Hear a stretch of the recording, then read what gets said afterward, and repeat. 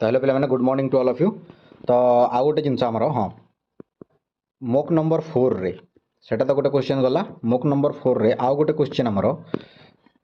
Mistake होता ताने option रे ही नथिला सेटा हला ऑप्शन रे ही नथिला जोटा कि the span transition of sports training should not be more then हला सेटा एक्चुअली 6 वीक्स हवा कथा जदी ऑप्शन आमे 3 to 4 weeks they देथिले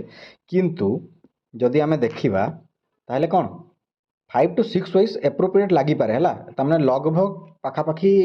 5 to 6 weeks टा हेई पारिबो किंतु एटा हेबो नाही 5 टू 6 वीक हेई पारे किंतु तार ओरिजिनल आंसर टा पिला माने मने रखि तो 4 टू 6 वीक्स हबो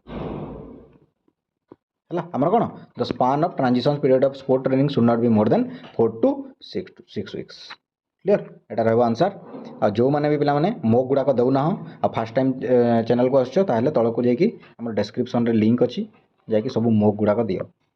हला for the LTR and SSD exam clear. चलो पिला माने for the LTR and SSD exam. धन्यवाद पिला माने चलो बाय बाय।